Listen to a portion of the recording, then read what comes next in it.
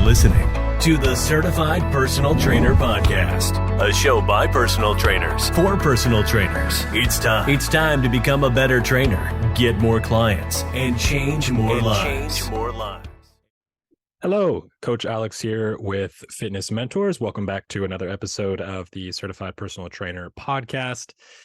Welcome to part one of this two-part series around Strength 101, where we're going to break down the science behind strength, how to build it, how to help your clients build it, and some common misconceptions.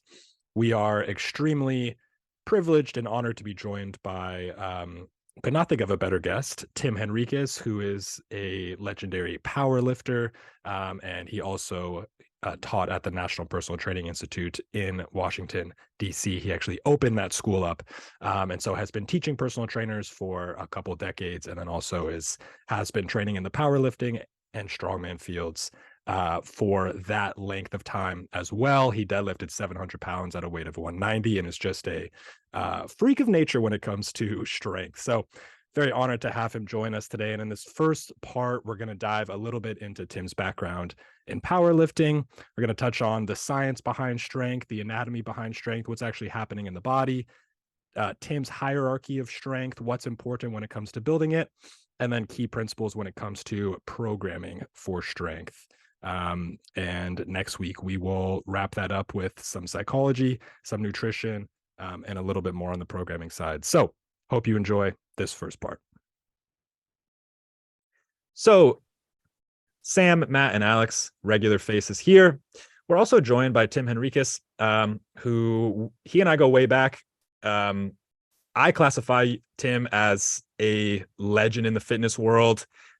He founded the National Personal Training Institute in Virginia, which I interned at with him way back when, 6 years ago, which was a trade school for personal trainers. He's also a legendary power lifter. He deadlifted 700 pounds at a weight of 198. I believe I got that right.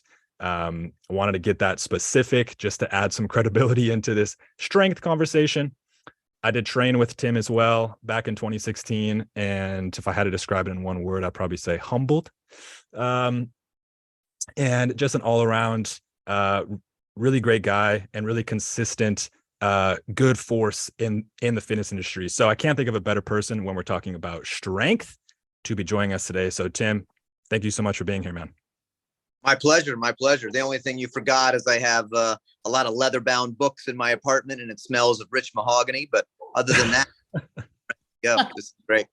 I wasn't sure if you wanted me to say that part. You mentioned that off, but say it. I'm a pretty big deal.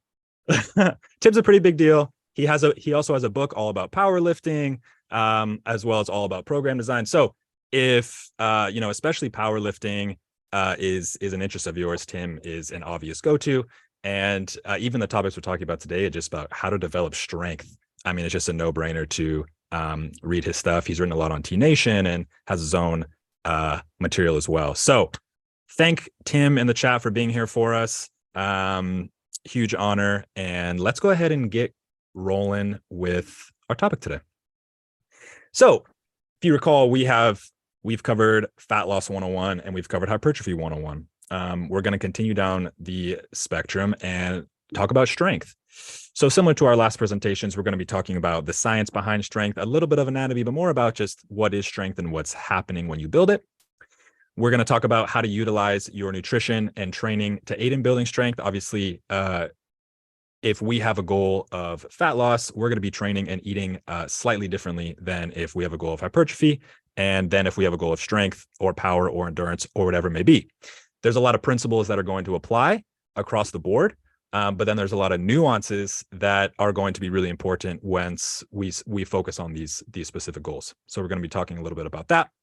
And then as always, if you have followed us for any period of time, you know that we always like to dive into the mental side of things. And so we're going to be talking about some of the mental barriers to getting strong and what do our clients often experience on the psychological side of things. What barriers do they hit? How can we overcome them ourselves? And how can we help our clients overcome them too?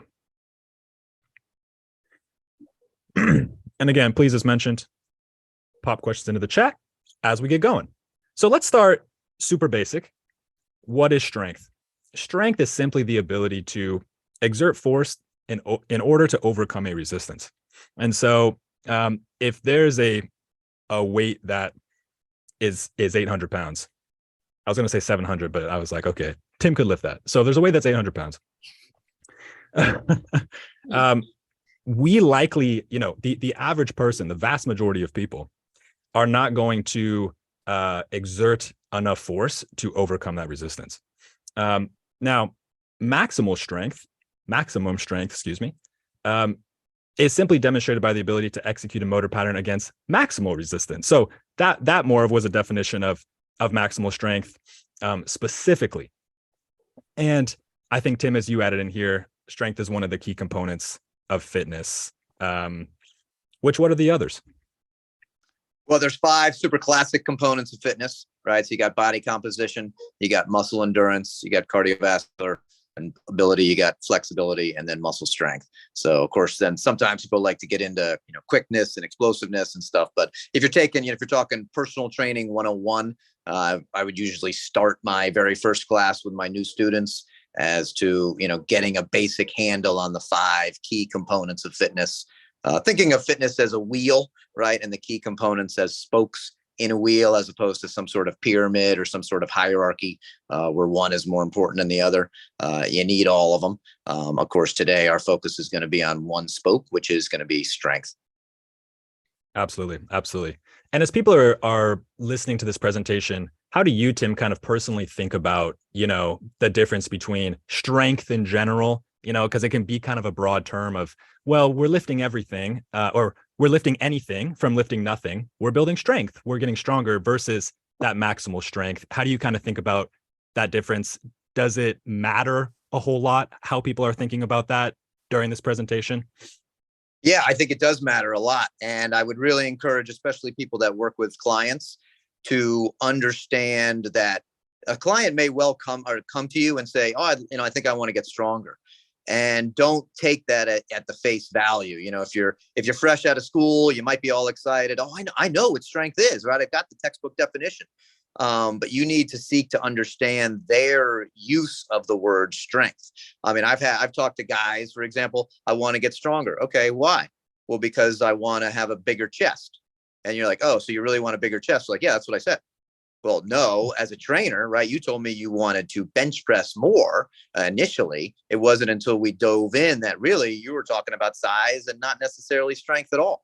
And if a grandmother is talking about, oh, I want to be a little bit stronger, she's probably not first talking about powerlifting. Although my mom at 80 set a world record in deadlift, which I thought was pretty badass. But they're mostly talking about, I want to have energy to pick up my grandkids and do stuff like that. So you want to find out, are we talking about just the general, basically, the broad term of strength, which is essentially just using our muscles to do something.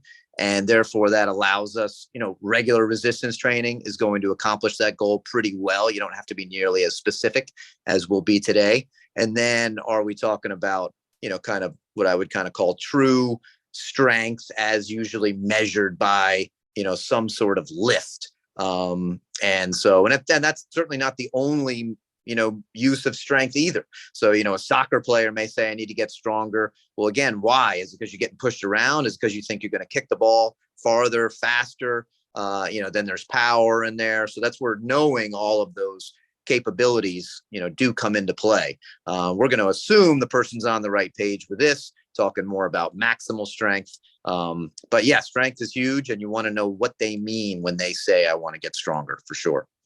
Yeah, it's so key. And we've talked a lot about too, exactly what you just said, is really trying to dig into what our clients are telling us and reading between the lines, and then providing a solution that maybe how they view the existing solution right now, that's actually not the solution to get them where they want to be. And it's up to us to understand what they're actually saying. So we could say, oh, okay, you actually said you want a bigger chest. You said you want to get stronger, but if you want a bigger chest, that's going to be a different path than if you want to bench press more.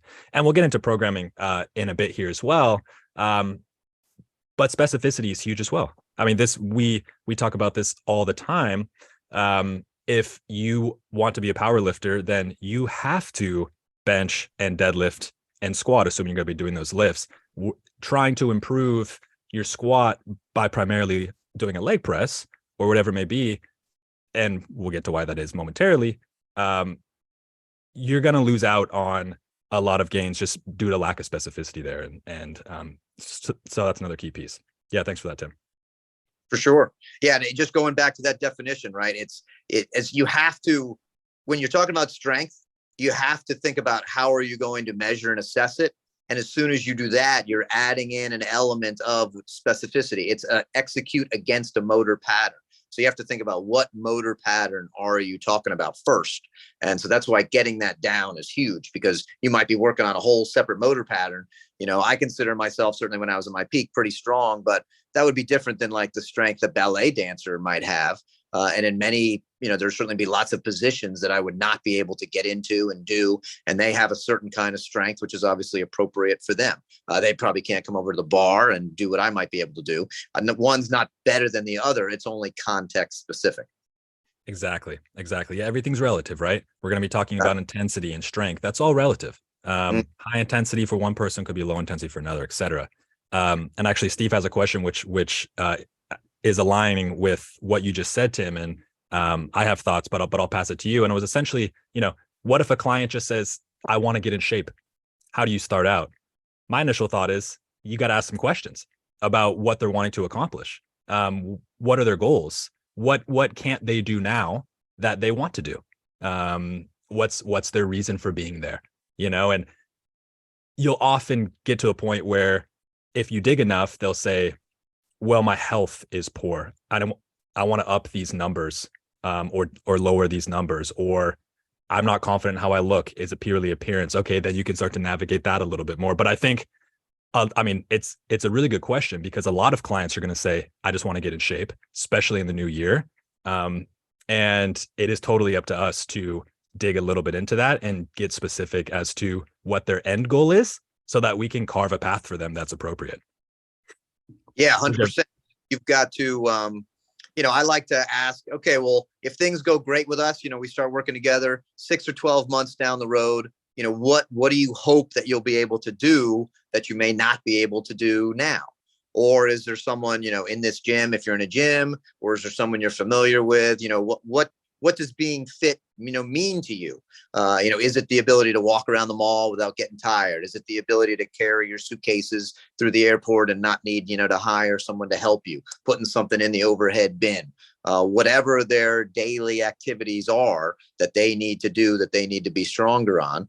And then I would also, go back to our components of fitness, right? Strength is one of kind of obviously there's 5, but in terms of super pillar, you've got your cardio and strength are kind of the 2 giant pillars that hold everything up. It literally, if your strength is 0, you can't move. So we don't want that. Just like if your cardio is 0, you're literally dead, because you're providing no oxygen to your body on a minute by minute basis. So we need both of these things to then be able to move. And so just, being stronger usually makes everyday life easy. For sure. And I think the reality is if you put someone, because the question was specifically a hypertrophy or a strength program. And if somebody, if you're getting a Gen Pop person coming to you, Steve, and saying, I want to get in shape, and they really haven't done much in the past, putting them on a hypertrophy program, they will also gain strength on that too. It might not be ideal if we have a goal of maximal strength.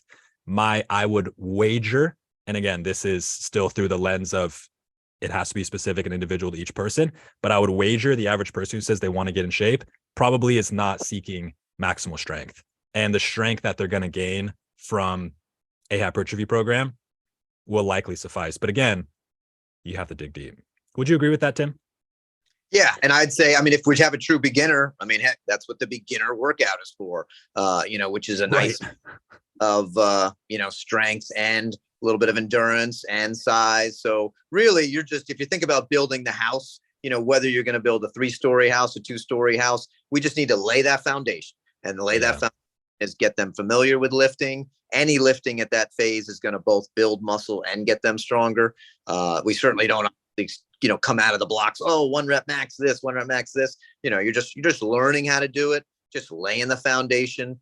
To me, just like if a kid wants to play basketball, you start off at youth league basketball. Maybe they grow to be a pro. Maybe they just want to play intramurally. Maybe they want to work out. You're still going to learn how to dribble and how to do basic shots. And then from there, you can start to customize. So I see it as a tree where you start off just at the same. And then as people progress, then they branch off. And then you can start to say, oh, now you're headed down this road. You're headed down that road. They all have the same base.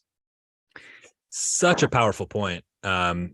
Such a powerful point, because as new trainers, I know I did this, and maybe some of you can relate as well, but I would often confuse the macro with the micro. And when we're trying to build this foundation, it's very easy to get up in the leaves and say, should we do a Bulgarian split squat, or should we do a stationary lunge, or should we do this? And it's like, if they're starting from step 1 of 100, really doesn't matter. That's not going to contribute. Like that nuance is not going to build that trunk better than just doing something they enjoy and can stay consistent with, and can learn.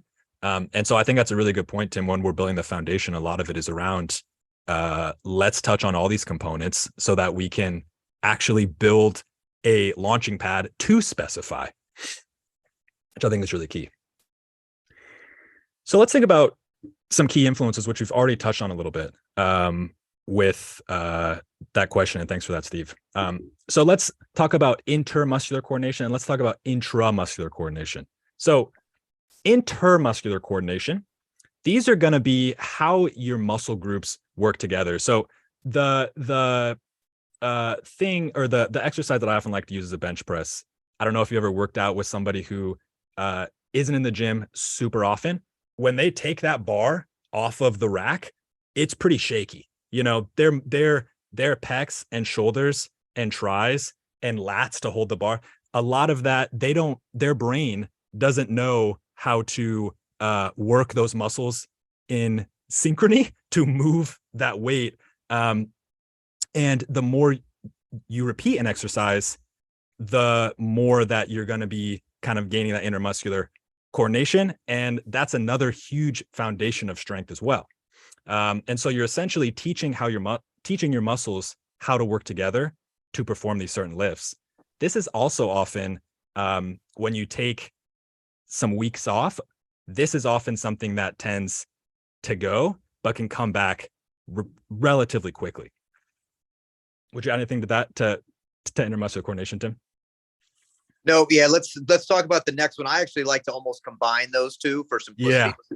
So cover the next one, and then we'll get into it in good detail. And so the next one is intra. So if we understand our prefixes, so this is essentially doing the same thing, but within a muscle group itself. And again, inter is between muscle groups, so the agonists and the synergists, and intramuscular coordination is the motor units within your pec learn how to fire with a high enough frequency, and work together in order to make that muscle move. But yeah, Tim, go ahead. That was kind of the overview of those two, and then we'll touch on muscle mass a little bit. Yeah. So, obviously there's many different factors that affect how strong someone is. But many of them are not changeable. So when you're talking to a regular client, their tendon insertion, and how close it is to the joint, that doesn't really do them any good. So we want to focus on things that have a huge impact and that are changeable. And so the two most important factors that affect how strong someone is I'm going to combine those first two. So the intra and the intermuscular coordination. I just call that neuromuscular coordination, right? The ability of your brain to control your muscles and produce that motor pattern that you are trying to do. And the cool thing is there's a lot of learning there, right? So exactly as Alex said, you get someone who, does that bench press. I mean, that's, 7-foot long bar, and they're trying to balance it, and I sometimes tell new people, look, if I could climb into your body and do the bench press, because that's something I know how to do pretty well, you would do it better. Just like if a professional baseball player could climb into my body and throw a baseball pitch, it would be much better. And so a lot of learning takes place. And that's one reason why, especially in the beginning, right, for beginners, their strength they may struggle with a bar. 2 months later, they're doing 100 pounds, no problem whatsoever. And they look pretty much the same. And so that is their neuromuscular coordination has gotten vastly better And the great thing is you improve that, and that actually makes progress in the middle of the session. That's why on the third set, the fifth set, they may actually even be better, right? Our brain is very plastic and adapts very quickly. Although, as Alex pointed out, if you take a couple weeks off, in lifters, we tend to call this the groove. And all of a sudden you kind of feel like, especially on something like squats, where you're like, oh shit, I haven't squatted in 3 or 4 weeks. It feels like I haven't squatted in 6 months. I feel like a newbie here. It's annoying, right? You think all that work you did should be more permanent, but it does. That motor pattern degrades relatively quickly. But the good news is then you got to build it back up relatively quickly. So neuromuscular coordination is massive. And then the next thing is muscle size or muscle mass.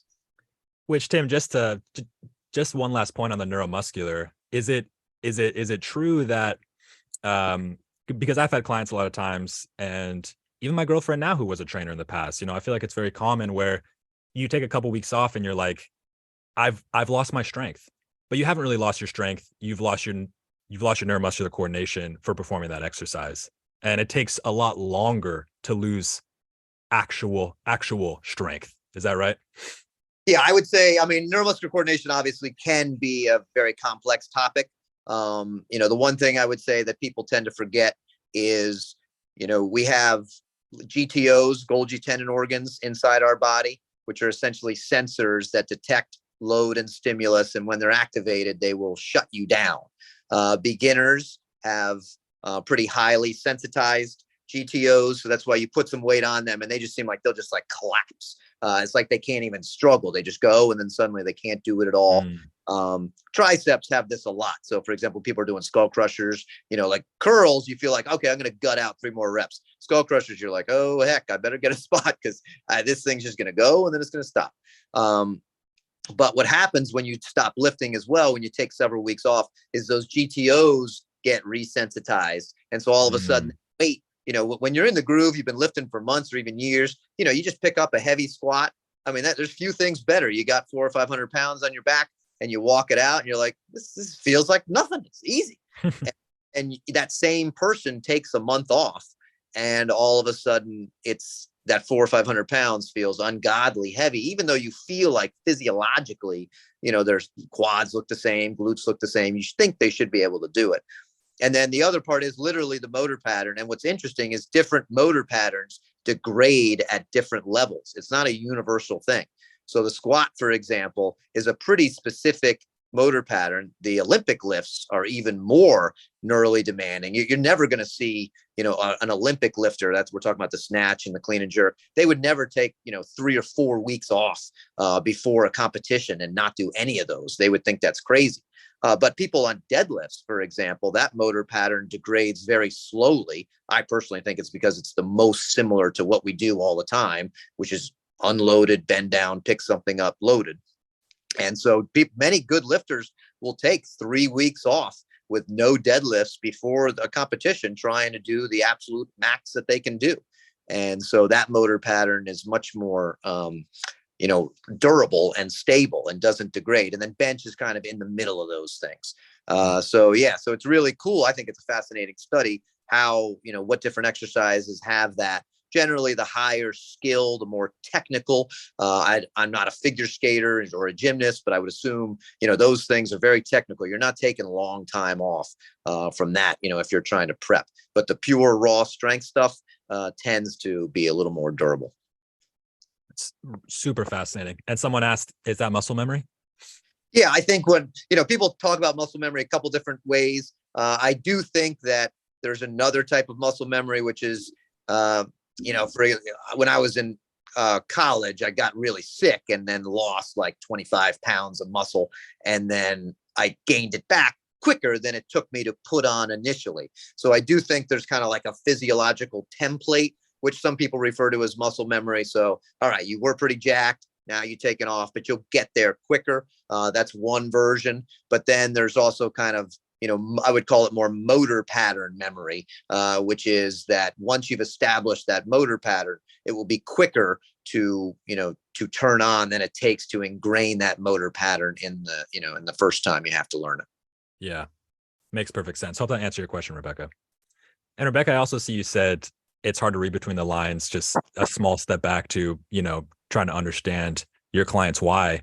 And I think it, one quick point on that, it doesn't necessarily have to be more complicated beyond, asking them questions about their life right now and what they're happy with, what they're not happy with, and asking them about when they envision a future for themselves, what does it look like? We can get as plain as that sometimes, and we don't necessarily have to ask them, what's your why? Why are you here? Because that can be hard for people to think. We can just go straight to the source and talk about it that way, and not make it, and not even necessarily tie it back to fitness. We can tie it back to fitness, but just get them talking about their life and how they want to live.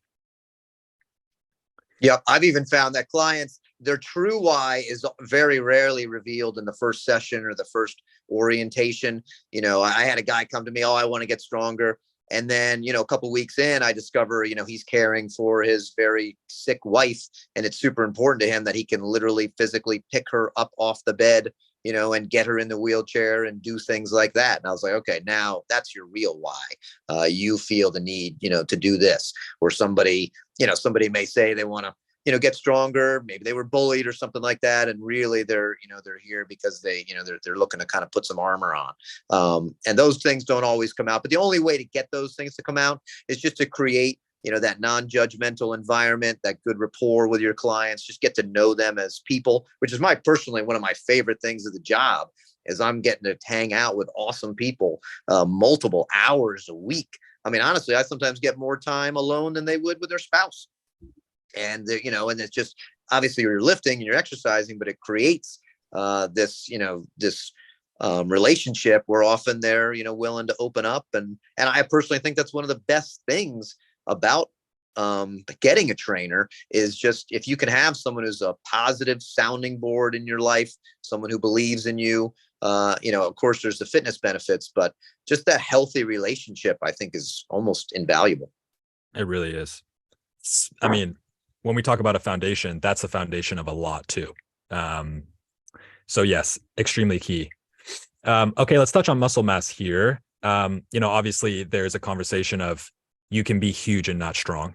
But in the grand scheme of things, having more muscle mass gives you more potential to be strong. Is that kind of a right way to think about it, assuming these other things are equal? And why can somebody be huge and not strong? So yeah, we got a couple things going on. The analogy I typically like to use is, if you think of a car, your muscle mass is your engine or your horsepower. And so, if you have put 20 horsepower, let's say a lawnmower engine inside a car, you can have the greatest Formula One or NASCAR driver. The car is just going to suck, right? So, you can show a 4-year-old how to do certain lifts, and certainly they may be impressive compared to other 4-year-olds, but I don't think any 4-year-old is going to bench press 400 pounds because they simply just don't have the horsepower to do that kind of lift. And side note, I'm not suggesting you put a 4 under 400 pounds to find out. So we need a certain level of engine to get that car going.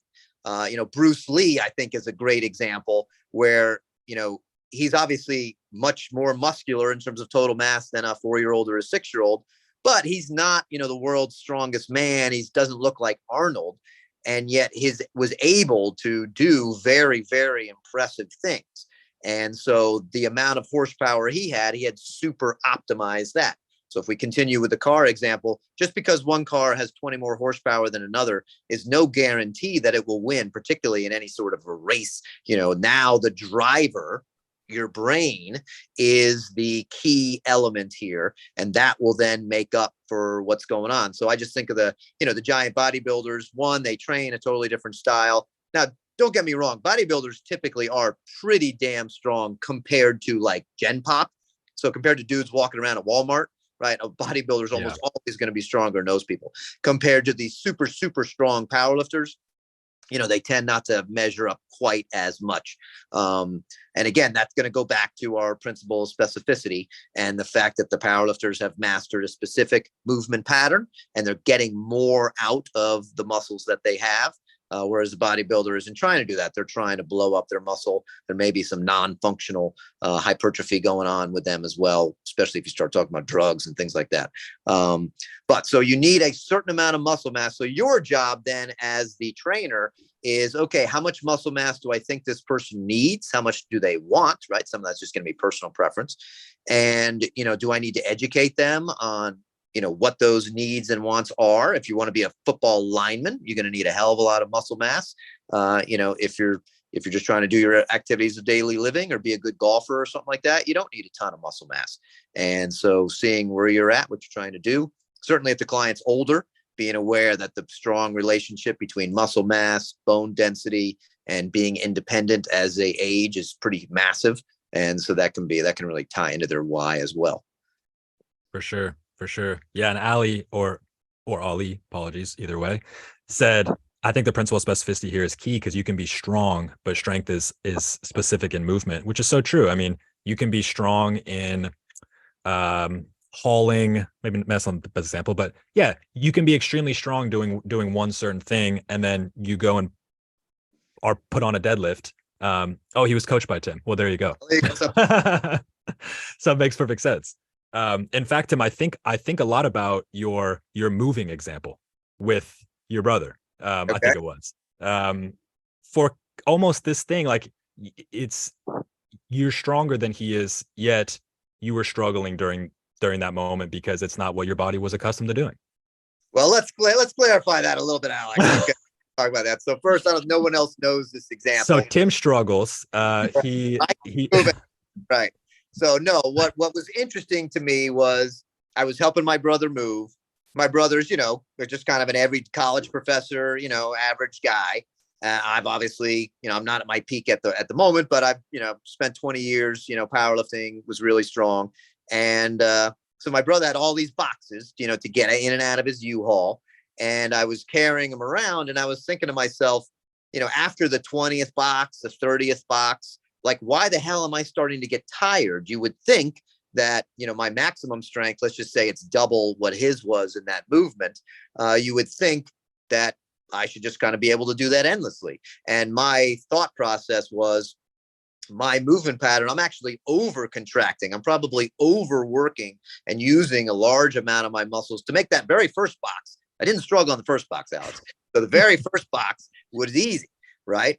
But to basically, it's like stomping on the gas every stoplight. You're really going to eat up the gas in your car. It's an inefficient way to drive.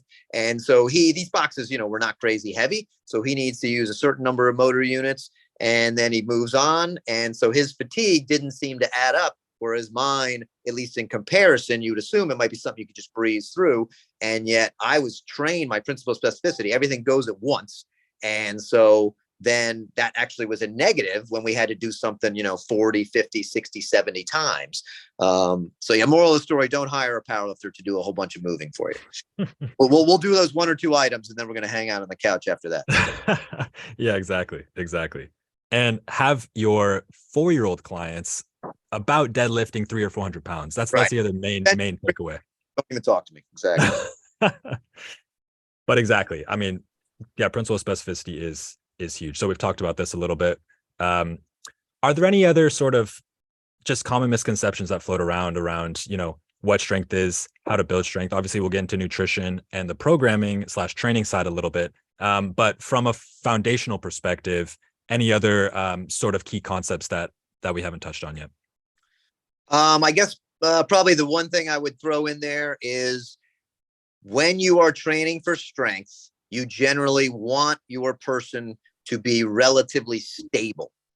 Okay. So big, pendulum 15 years ago where everybody needs to be unstable. And, that's where the whole BOSU balls and doing everything off that stuff. And that's generally faded a fair amount. But the whole idea is the goal is not to be unstable. That's not how you best develop what we would call maximal strength. I'm not saying that has no purpose and you're an idiot if you try it, but I'm saying if your goal is to be really strong as measured by barbells and dumbbells and things like that, you want to put yourself in a pretty strong position, not in a super unstable position. So for example, it would generally be better to do a bench press with a bar on or dumbbells on a flat, stable bench than on a ball, because essentially the instability, what happens is your joints detect the instability. They then shut off the muscle, or at least part of it, that crosses that joint, because they're worried if you have too strong of a contraction, you're going to rip something or hurt yourself. And so if you think about it, essentially you've put a governor now. Let's just say you got 100 parts of your pec and you're trying to develop it. Well, if that governor already has shut down 40 of those, you're going to get limited results. Whereas if you can shift to something stable, now you're going to hit, 80 or 90 of those parts. That's a better ultimate result. So in general, I'm not saying never ever do those things, but in general, the bulk of your program should not be built around unstable training if you're trying to develop maximal strength. Yeah. Yeah. It's thinking about what's the goal and what tools are we using to help accomplish this goal. An unstable surface has its purpose. It accomplishes other goals. But as Tim just said, if we're working for maximal strength, it's not going to be conducive to that. It's a good point. Right. So we'll touch on training. I wonder, Tim, if you wanted to touch on, because this kind of felt like a foundational piece as well before we get into the training and nutrition. If you quickly wanted to touch on kind of your hierarchy of strength, how you think about this and how you utilize this with clients, or just how it kind of translates over to your work and how you work with people and yourself. Sure. So yeah, I wanted to set up something where my students, right? So I, taught people who would then go on to become personal trainers, and I had basically 6 months to dump a whole bunch of knowledge into their head. And so I wanted to be, hopefully reasonably efficient in that delivery system. And so I came up with what I consider to be my hierarchy of strength for what you should focus on if your goal is to build strength. So first down low is physical wellness. And you simply need to be relatively healthy and well to then go and lift, right? You can't win the football game if you're sitting on the bench. And so the reason I mention that is some people will super specialize and kind of forget everything else. So like, for example, I'll get super fat or I'll never stretch because I want to be super strong. And in the very short term, that can be okay. But in the long term, that's not ideal. I also felt, as both a fitness professional myself and as a personal trainer, health is going to be pretty key. Adherence is huge. So the person has got to show up. You've got to lift. Nobody's getting super strong that doesn't regularly work out. And so you just got to be there. Obviously once a week is a lot better than nothing. Twice a week's okay. 3 or 4 times a week is generally what we're going to be looking at. So that's going to be huge. And then effort, right? I tell my kids this all the time. I've got 3 teenage boys, and the whole idea is, look, I can write you a program. Yeah, I think it's a pretty damn good program. But if you half-ass this program, the kid over there who maybe doesn't know nearly as much as you, or the program's not as spot on, if he's busting his butt, as long as he doesn't hurt himself, that's the one who's probably going to make more progress. So effort, when you're talking about long-term strength development, effort is going to be super huge. Okay. Then exercise selection is, in my opinion, significantly underrated. The exercises you choose, because of the principle of specificity, have a massive impact on your strength development. So you really want to choose exercises that are key. And here's the litmus test that I suggest you use when you're thinking about things for yourself or for your clients. You want to choose an exercise that allows you to lift the most weight and requires the most skill. You're looking for a happy marriage of those two things. So an exercise that requires the most weight and the most skill. Squat, for example, is a fantastic combo once you know how to do it. Requires a lot of skill. It's not that easy to do. And once you do it for a while, you can often do a whole bunch of weight. So then you would compare that with a, single leg extension, which, uses medium weight, but almost no skill. You're just strapped into a chair. And so that's not going to, obviously a single leg extension is much better than nothing, but it would not generally be as ideal. But you do want to know how you're going to test strength as well. Belief in yourself. And Tim, just real quick, if you don't mind, how would you kind of define skill? Is it more how hard the exercise is to learn? Is it more how many different, muscles and joints that the exercise is utilizing? How do you kind of define and think about that? Yeah, really all of that. So the technique that's involved. And so you can pretty much rank it. And to be honest with you, lifting weights compared to the majority of sports that we're familiar with is pretty low skill. Okay. So like being a gymnast, those moves, doing your double flips and tumbling around, those are high skill moves. Lifting weights, even the most complicated, Turkish get up that you can think of, is a hell of a lot easier than what most of the gymnasts do out there. So the challenge for us usually isn't, can you do it? It's how much can you do on it?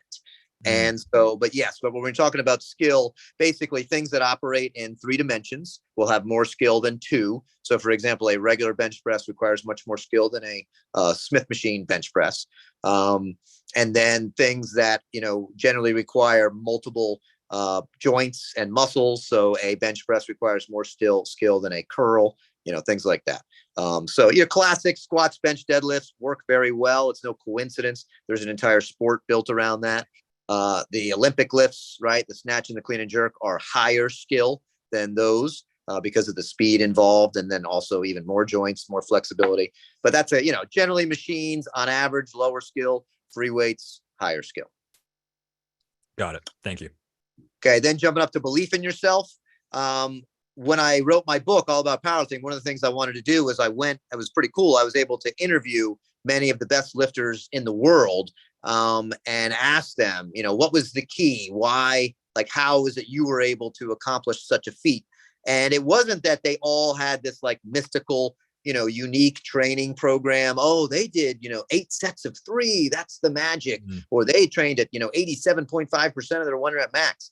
Most of them just said, I believed that I could, and I locked in on that. One of them literally said, I locked in on that, with a pit bull grip and never let go. And believing that you can get stronger, believing that you can achieve. I think social media can be very helpful for this because you can see holy smokes, that person was that size and they just deadlifted 405 pounds or something. I can do that, or maybe I can get close to that, or I can come along. And so working out in a group, working out in a gym, having coaches who can, convince you, yes, I know you think 200 pounds is a lot, but you actually have, potential to lift a lot more than that. And hopefully it's a positive spiral. I mean, the 4-minute mile to me is the super classic example for this, right? No one thought you could even run a 4-minute mile. One dude does it, and in a year, I may be getting the stats a little bit wrong, but one dude does it, and then, 30 people do it right after that. So believing that you can is massive. Then you get what I call the nuts and bolts, your sets, your reps, how long do you rest, your intensity, important, but not unbelievably important. Then it's your weekly routine. So how do you have your program set up? Are you doing squats on Monday and bench on Tuesday, blah, blah, blah. Then there's nutrition. Then we have supplements, and we have flexibility, things like that at the top of the pyramid. There's a reason, guys, that we haven't talked about what's the rep scheme for strength yet.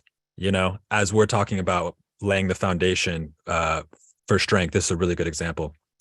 And Tim, someone asked, does skill equal your neuromuscular adaptation? Are those the same thing? Yeah, basically the same, right? So I would say, the person with the best bench press technique will have the highest neuromuscular coordination for that lift. Just remember that it's specific.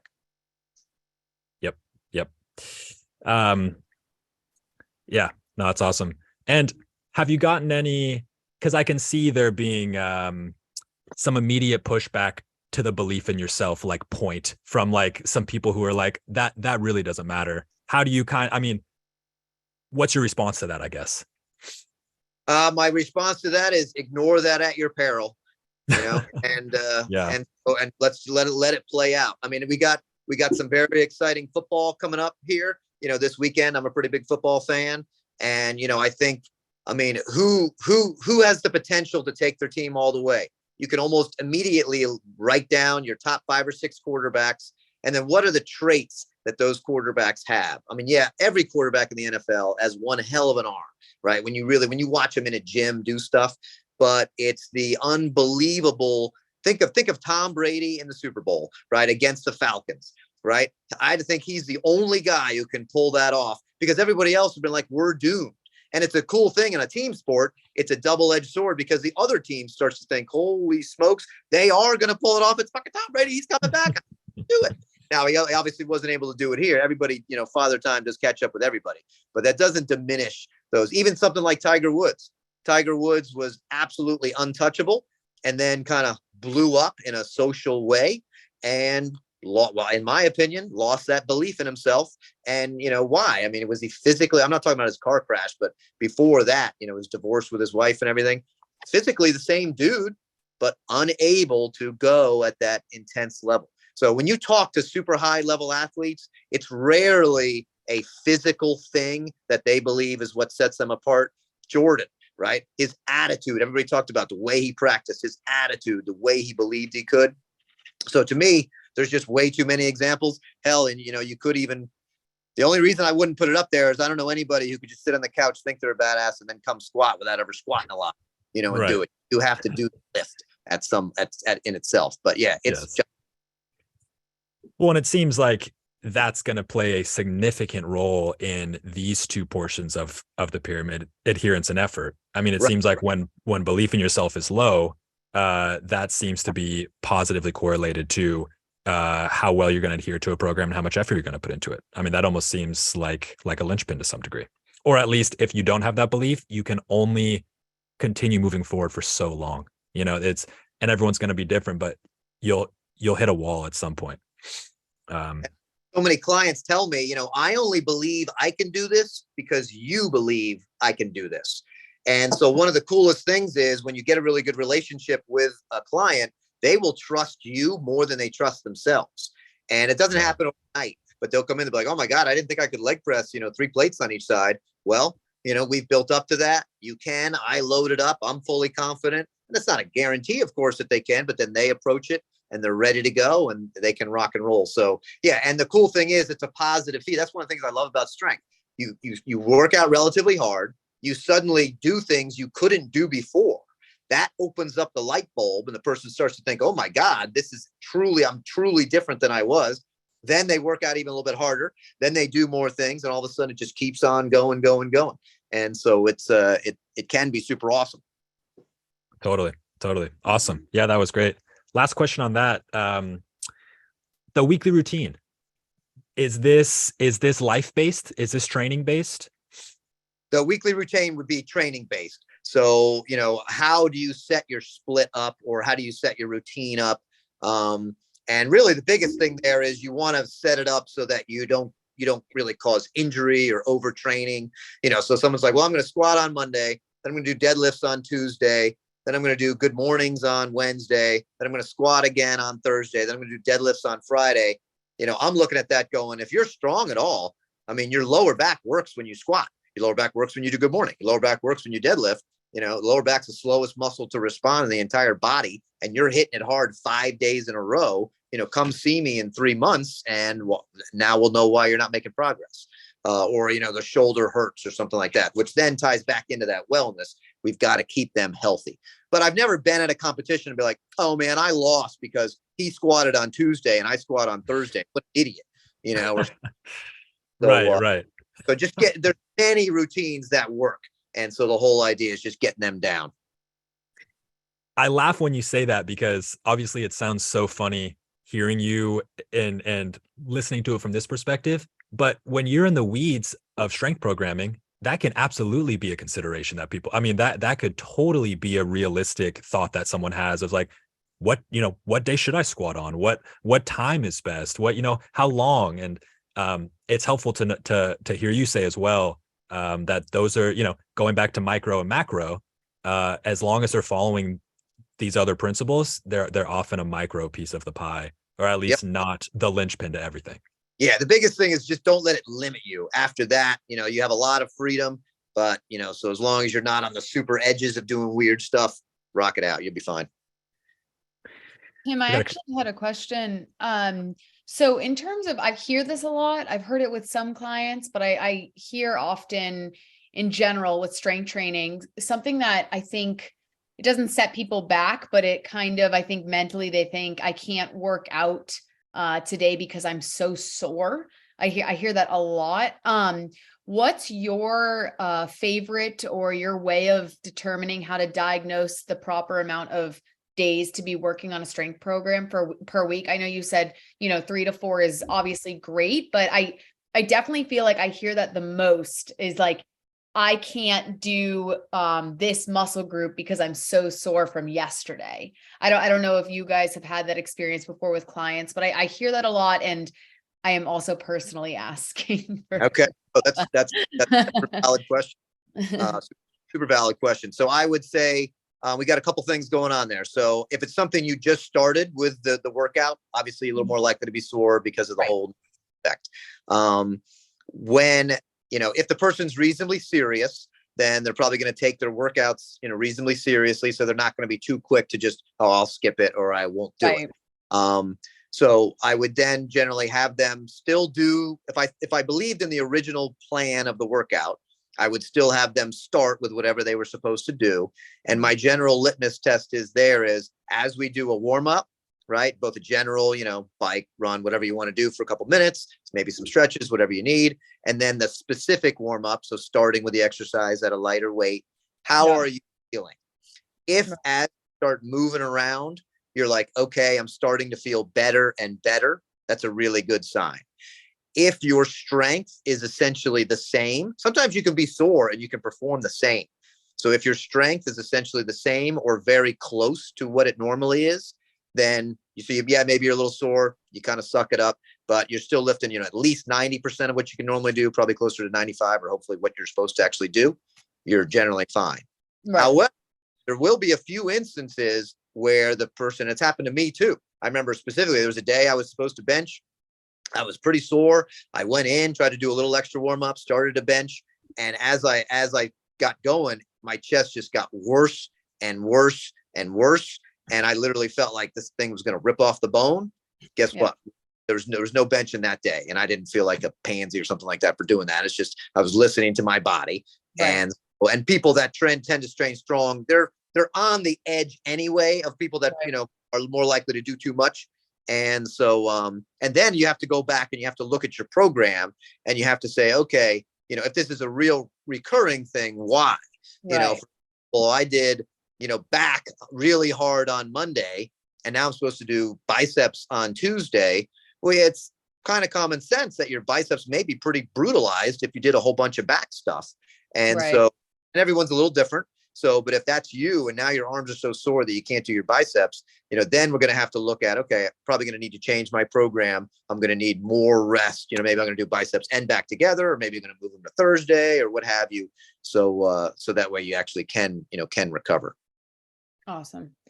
Yeah, it is crazy. Like increased blood flow in general. Like I would say 90% of the time when I feel like I'm too sore to work out, quote unquote, once I get moving, once I even foam roll, I'm like, oh, I can work out. I was mentally sore, I think maybe, but it is, you do hear those trigger words from clients sometimes where it's like, well, do you feel like you can't perform that movement? Because that's also, I feel like there are some trigger words for clients to understand whether it's like, are you pushing this client too far today? Right.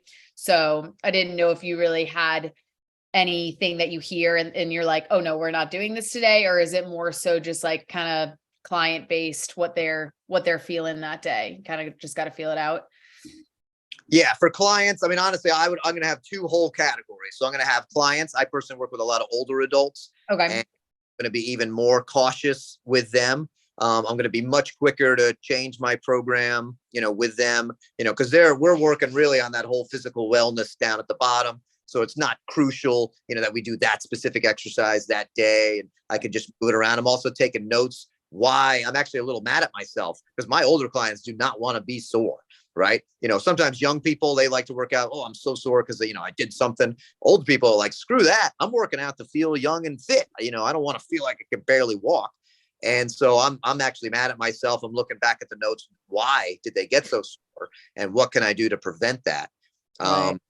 Whole flip side, then you have kind of the athlete mentality, right? So for my power lifters, myself, where you still don't want to be an idiot because again, you don't win anything when you're hurt. But on the flip side, I mean, the Australian Open's going on right now. You think those tennis players never played tennis when they were sore? Did the Vikings stop pillaging because they were a little sore and tired? I mean, at some point there is a suck it up buttercup function. And that's where I, again, use that strength test. So if my physiologically so sore that I cannot perform what I was supposed to do, let yourself rest. But sometimes you just need to move a little bit. Sometimes you just need to suck it up a little bit. And if you're ready to go, again, for athletes. So I'm not suggesting that's how trainers treat their clients. It's a different world when someone's paying you money and their health and safety is in your hand. I'm going to be a little more careful with that than I would be with my own fitness. I might be a little more reckless, especially if have really high goals that I want to achieve. And so those people, then it's kind of two sides to the story. Yeah. Thank you, Tim. That's excellent. That clears up a lot for me. So thank you. No problem. Yeah. And someone asked him, please clarify the no pain, no gain mentality. Is it injury or benefit? I know you kind of touched on it. Would you add anything to that based on what you just said? Yeah. So when I'm working with my clients, right, especially like new people, I want to be very clear because they're going to feel all different sorts of sensations, especially if they're not used to it. And so, the no pain, no gain comes from that very specific muscular pain, right? That kind of burning sensation. We used to think lactic acid, hydrogen ions, that kind of stuff that just accumulates, fatigue, and it will almost always be symmetrical, right? So it's on both sides of your body. It's in the belly of the muscle. Doesn't ever feel like anything's tearing or ripping. It just is kind of hard and you want to stop. And so for those people, again, it's be rare. I almost never train my especially my older clients to like true failure. And I like to build up, for a while. But I think they all know when I'm working out, if I feel a little bit of that, like today I had one of my clients doing, dumbbell press for 15 reps, right on to push-ups for 15 reps. And that last, he's a 70-year-old dude. However, he's very fit. And that last push-up, he's like, oh man, that was pretty much capacity. I'm sure he had a little of that pain there versus sharp stabbing pain, anything inside the joint, anything that's just on one side, anything that feels kind of weird and unnatural, that kind of pain you do not work through, right? Your body's literally telling you something is going on here. So obviously, hopefully we adjust, change form, move off. If we have to completely avoid, we do. So I'm not that kind of pain we don't ignore. It's only that little bit of muscle burning, that you experience, or when you're doing cardio, just that little bit of uncomfortable, okay, I've lost my breath a little bit, but, not going crazy here versus a tunnel vision and, the world is spinning. And so that we push through, but all the other stuff, and I think clients do intuitive, at least the ones I've worked pretty much intuitively know that. So there's certain kinds of pains that we do work through, and that's all that statement is talking about. All the other pains, my knee is killing me, but I'm going to squat anyway. Even for good athletes and stuff, generally you're not going to do that. Yeah. Yeah. And the people who often say that, at least from my perspective, who are meaning it well, I usually translate it to no hard work, no gain, which I do tend to agree with. It's like you do have to push yourself. It's not going to be easy necessarily.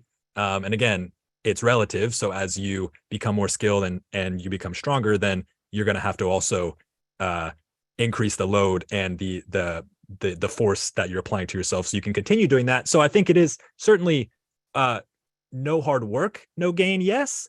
But as Tim just said, pain sometimes can mask that a little bit. And I think it's probably gotten skewed a little bit. Go ahead. Yep. Yeah, sorry. I was just going to say a little bit of discomfort. Yep. And one of the things I do, I teach my clients real early, what does heavy, medium, and light mean? Light, you can do for 12 or more times. I don't care if it's 500 pounds. If you can do it 12 times, it's light. Medium is like 6 to 12. And then heavy is anything you can do, 6 or less times. And maybe that's only 12 pounds for you. That's heavy for you. It is what it is. That's totally fine. But people need to get, on that quick. And I'm like, okay, well, if I give you a weight that is light, you could do this 20 times and you only did it 5. Therefore, right, we have a mismatch. So that's not appropriate level for you unless you're just learning the exercise or something like that. Yeah, totally. And someone asks, are there scientific studies to back up these claims? Which claims specifically? And then there was another person who asked, which is why I moved on to this next section, which is, lastly, I hear intensity is referring to high reps, low resistance. This will be a nice segue into the training conversation. I've always thought of intensity as referring to the amount of resistance percentage of 1 rep max, which is appropriate. So yeah, so intensity, if we're kind of getting back to the classic textbook, intensity is going to be generally defined as the percent of the 1 rep max. Really, I personally think we need to get even a little more clear on that, and we really need to combine how many reps are we doing with that. When you put the two together, then you'll have your RPE, right? Your rating of perceived exertion. So how hard is that for you? So somebody might lift 80% intensity. If you do 1 rep, that would generally be easy as pie and a warm up for that person. If they did 15 reps, that would be super brutal and, probably 10 RPE for that person, give or take.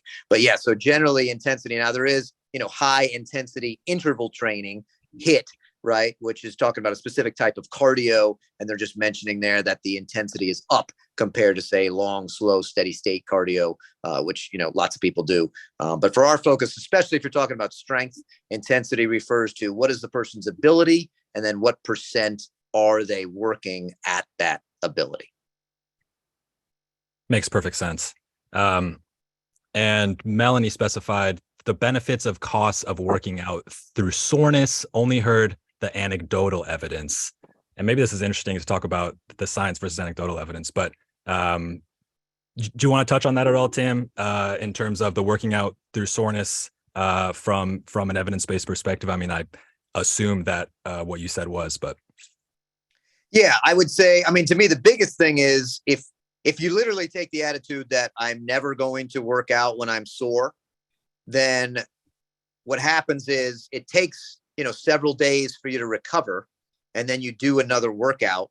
And so the point is your total work volume and how much volume you do is super associated with, athletic success, building strength, all sorts of stuff like that. So if you then are super limited in the total amount of work you can do, if your attitude is, I'm only going to train when I'm feeling super fresh, right? You got to get 2 workouts in a week, maybe, and versus someone else who's going to get a lot more in. That's also why split routines are pretty common. So you might be very sore in one area. So if my chest is sore from a hard bench workout, well, I can still squat, right? I can still go do leg press.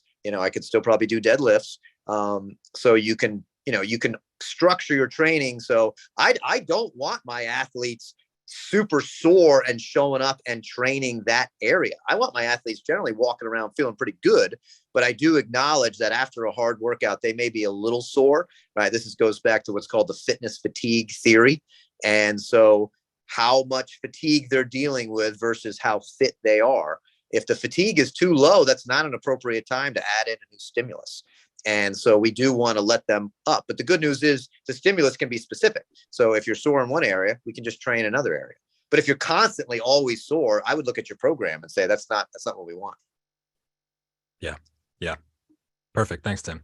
All right, guys. So let's touch on training a little bit. We've actually touched on a lot of these, which is perfect. We've touched on specificity. We touched on intensity a little bit. We touched on volume. Tim, I wonder if you want to just kind of wrap up the volume conversation. It's to me, when thinking about, well, let's start with progressive overload, I guess, which is, not only for strength, and we touch on progressive overload in just about every presentation that we do that involves, reaching a goal via your fitness. But as we said, intensity is relative, strength is relative. As your body continues to adapt to the stimuli, you have to continue to challenge yourself, because what challenging yourself is also going to change as your body adapts. And volume, of course, is one way to do that. On your end, Tim, is that your primary way of doing that, of manipulating the overload, or what other ways do you implement on that front? Yeah. So volume, as you have written there, is just, how much weight are you lifting times your reps times your sets, right? So if I do, 100 pounds on the bench press and I do 10 reps of that, we would say I lifted 1,000 pounds, not all at once, obviously. And then if I did 3 sets, we could say, okay, my bench press volume was 3,000 pounds. I think volume is, useful, but it's certainly not the main metric that I'm going to be tracking. Progressive overload, right, as you said, is massive. Here's a simple way to think about it. The only time you don't do progressive overload is when you don't want to make any more progress, which is okay. I mean, there are clients out there who are, happy to be where they're at. And I've got no problem with that. But if you want to make progress, then your program has got to include progressive overload for whatever that is. And that could be an aerobic athlete, could be someone, trying to be in yoga and hit certain moves, could be a powerlifter or some other strength athlete. And so the main way we're going to then, incorporate that is, usually really weight and reps, which of course does equal volume. But, I'm looking to add, if it's a large load, so in other words, like, 50 pounds at least, 100 pounds or more, just adding a little bit of weight is awesome. So add 2 pounds, add 5 pounds, a small amount of weight will work. And that just adds up over time. Of course, there's a lot of ways to set up the other stuff. If you can't lift a lot of weight, like lateral raises is a great example. You get a client who can lift 10 or 15 pounds on a lateral raise. Even if they can do 10 reps, you give them the 20s, they can't get it for a single rep. So they're not ready, obviously, for that jump in weight. So we got to keep building up the reps. We may change the form a little bit, adds in some negatives, things like that to make it a little bit more effective.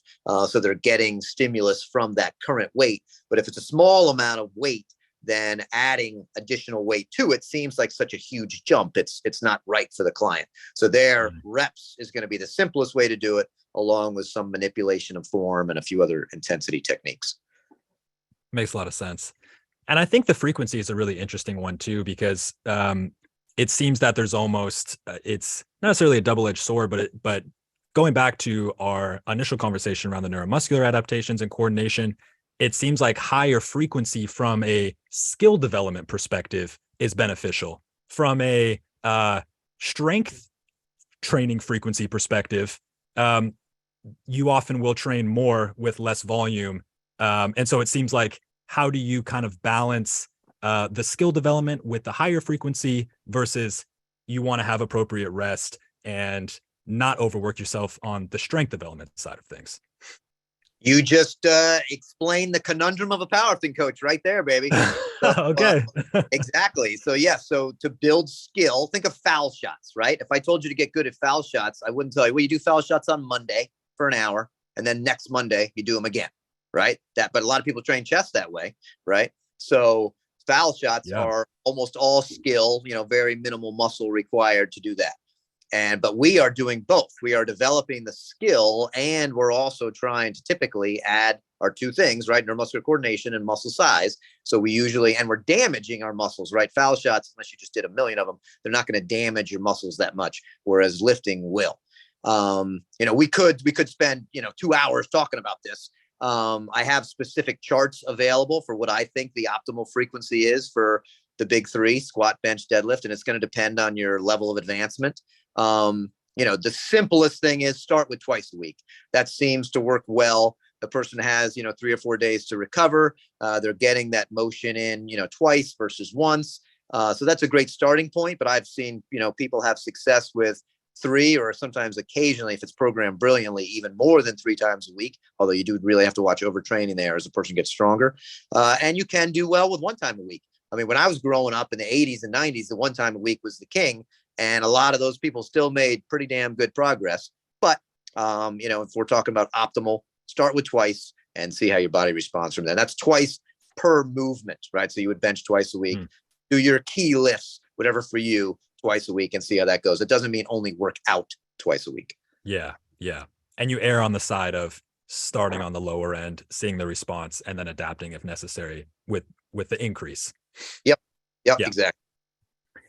Makes perfect sense. Cool. And how do you, I had a question and it slipped me. So perfect. Sweet. And how about technique? This is kind of the last one on this page that I want to touch on. How do you kind of think about technique and also range of motion, and how much that's going to impact your strength and how you can develop strength? Well, we could that hole too for a while.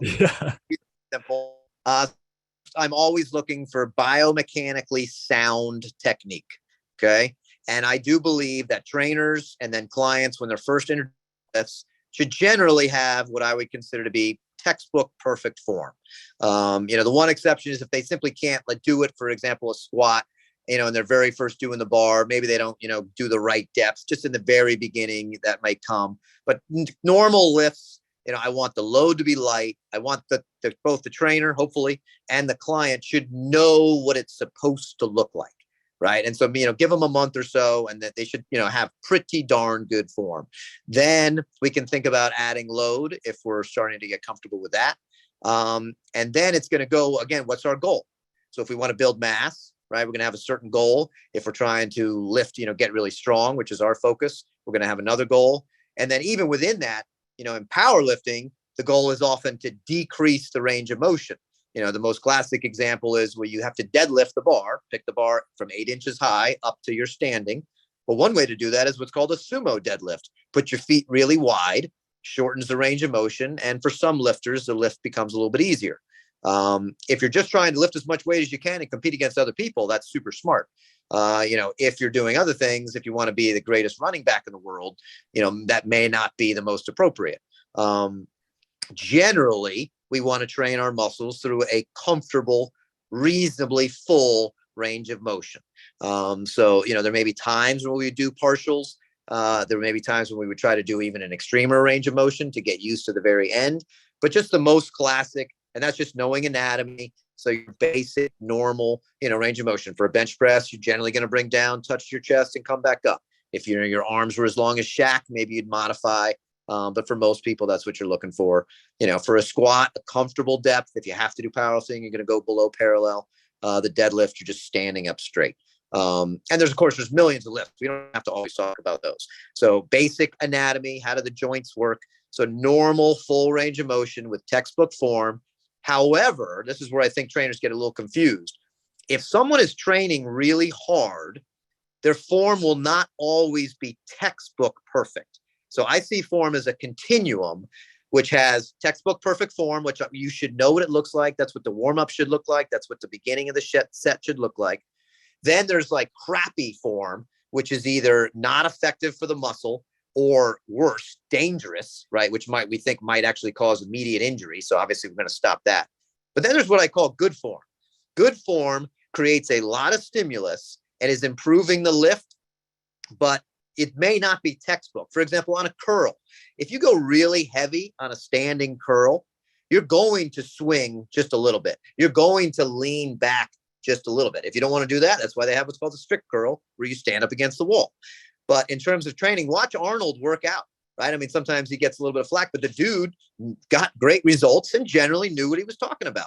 And so when you see the strongest people in the gym, they'll usually use a little bit of body English to basically enhance the exercise. So I would encourage trainers, as long as you know what the biomechanically sound form is, it's okay to deviate from that slightly, because I feel like if you just get stuck on perfect textbook form, you'll never let that person kind of push a little bit.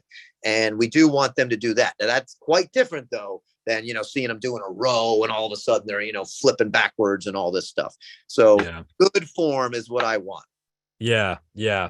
And how do you weigh the trade-offs, or how do you know when the form line is crossed? Do you have any principles on that front?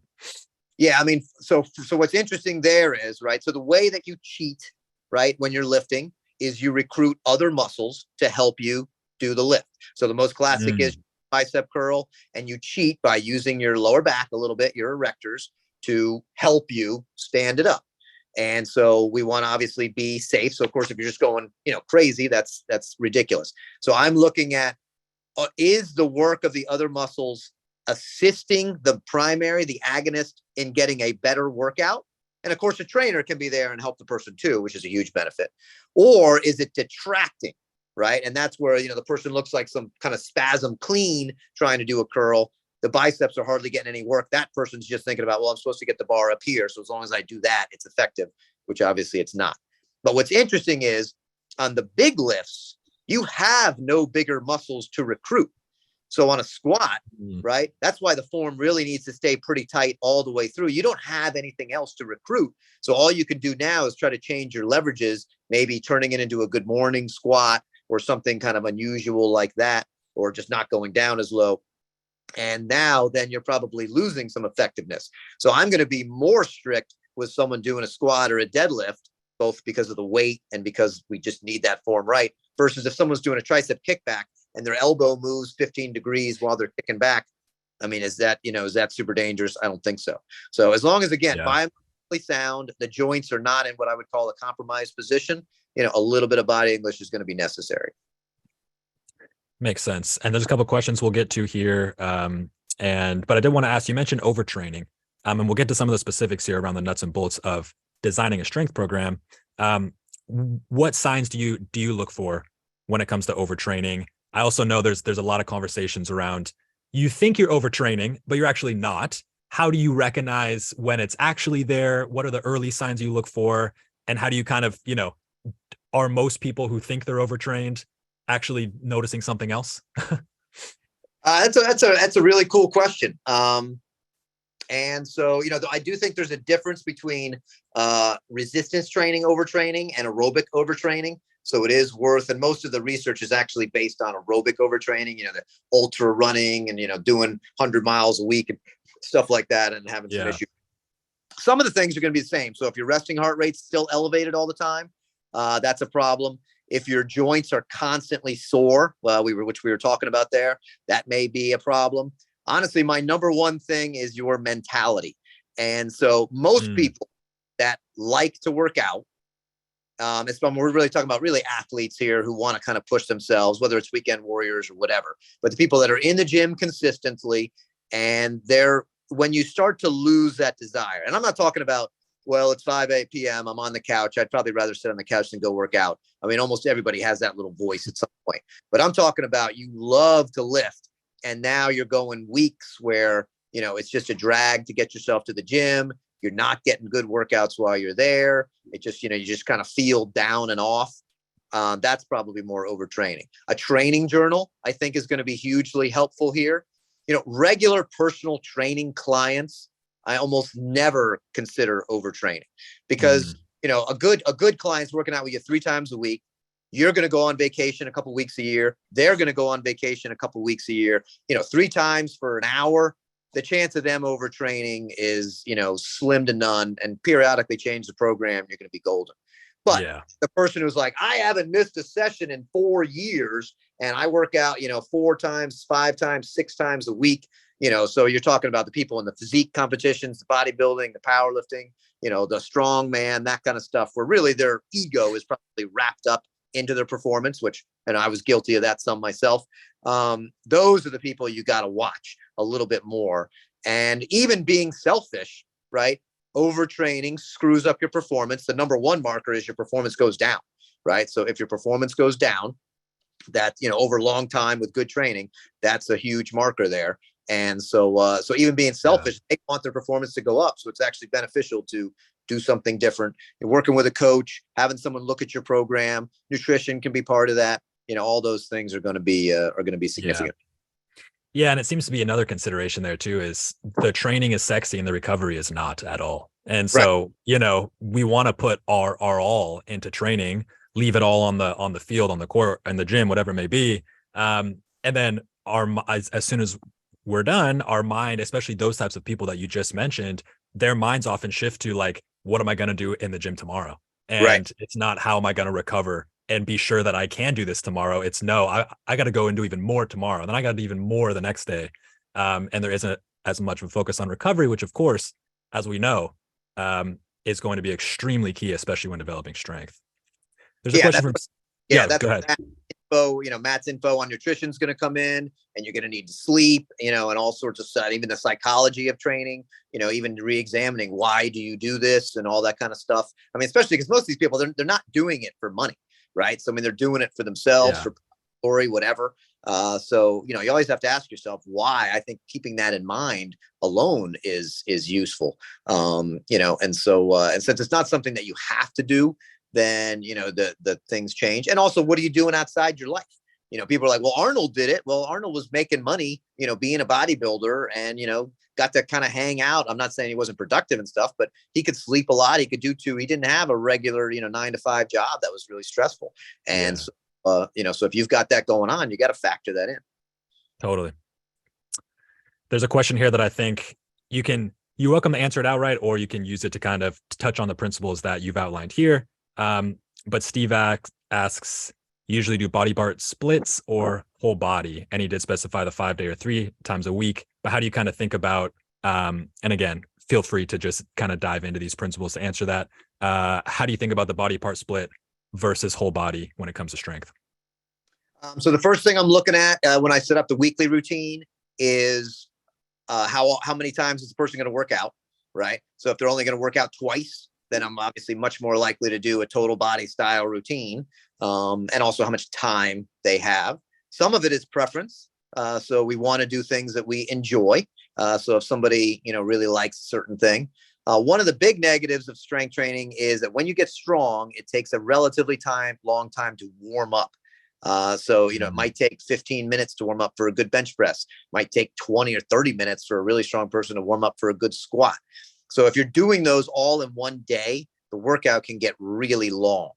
And so I would say for the good strength athletes, it's uncommon, not rare though, or not extreme, but uncommon, at least for me, to program in total body workouts. Plus, I usually want them to work out probably if someone just comes to me, I'll say work out 4 times a week. 4 times a week for 90 minutes. That's not the great for a personal training client, right? That's probably more than what they're willing to commit. But for a strength athlete, 4 times a week for 90 minutes typically works great. And then I probably wouldn't do a total body routine on that. Something closer to upper lower, push pull, something like that. If I wanted to really promote recovery, the classic bro bodybuilding split, chest and bis on one day, shoulders and tris another.